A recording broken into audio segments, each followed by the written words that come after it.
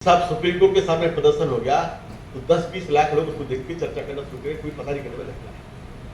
अगर हिंदुस्तान में कोई जिम्मेवारी की पत्रकारिता है, उत्तरदायित्व है, तो वो 10-20-50 करोड़ के सोशल मीडिया पे नहीं है। आज भी हिंदुस्तान में कोई उत्तरदायी अगर कोई जिम्मेवार है तो पत्रकार है, जो लिखने वाला पत्रकार है, वो आप सब लोग उसके हिस्सेदार हैं। आप उत्तरदायित्व वाले लोग, आपको उत्तरदायित्व है, आपके ऊपर उत्तरदायित्व क्या हो सकता है। इसलिए आपकी खबर, आपकी बात का ज्यादा प्रामाणिकता मानी है। तो पत्रकारों की जो स्थिति है, इसकी तो चिंता रहे। हम लोग उम्मीद करते हैं कि पत्रकार कुर्बानी कर दे। हम लोग उम्मीद करते हैं कि पत्रकार पर असर होना चाहिए। जरूर अच्छी बात होना चाहिए, हम भी चाहते हैं, परंतु आज से 100 साल पुरानी पत्रकारिता है और आज में थोड़ा फर्क है। आज पत्रकारिता के लिए विस्तृत है रोजी रोटी की, और उसके लिए पेट को रोटी चाहिए। अब यहाँ पर क्या कहे तुलसीदास जी कहे कि भूखे भजन न हो पाला, रख लो अपनी कंठी माला। खाली पेट से आप क्या उम्मीद कर सकते हैं? उनकी व्यवस्था क्या है? आज स्थिति ये है कि बड़े बड़े अखबारों को मैं जानता हूँ कि जो उनके स्थानीय कस्बाई संवाददाता हैं, उनको तनख्वाही भी नहीं मिलती। मामल भाई आपकी कस्बों की स्थिति क्या है?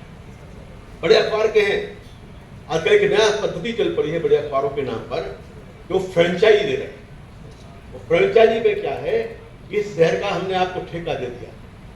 दारू का ठेका होता है, पुल का ठेका होता है, गिरजा या विद्यालय बातें तो भाई बताएंगे, हम नहीं करेंगे। तो इनका भी ठेका होता है। आजकल अखबार भी ठेके दिया है। अगर आप इस दिल्ली के बाहर जरा जाके देखेंगे, जहाँ कस्बे हैं, तो वहाँ पे बड़े बड़े अखबार वाले आजकल फ्रेंचाइजी दे रहे हैं। कितना पैसा को महीने का चाहिए, आप कहां से लेंगे? यानी संपादक जो है, संपादक के लिए आके विज्ञापन का जरिया और उसके लिए कोटा तक किया जाता है। कितना कोटा आपको देना है, इतना पैसा आपको विज्ञापन में देना है, रहना तो नहीं। तो आप उस पत्रकार से क्यों करते हैं?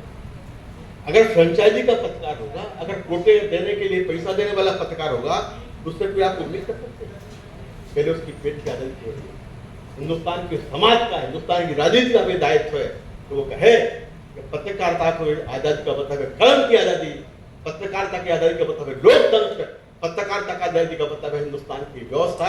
इसलिए पत्रकार के पेट की आजादी की व्यवस्था होना चाहिए, और हर पत्रकार के पेट की व्यवस्था का इंतजाम सरकारों का। ये सरकार जिस दिन पत्रकार का पेट आजाद हो जाएगा, उस दिन दोस्तों कलम आ जाएगा। अब हम कहे कि साहब जी 90 साल पहले पत्रकार हुए थे, उन्होंने ये किया, हमें पता है।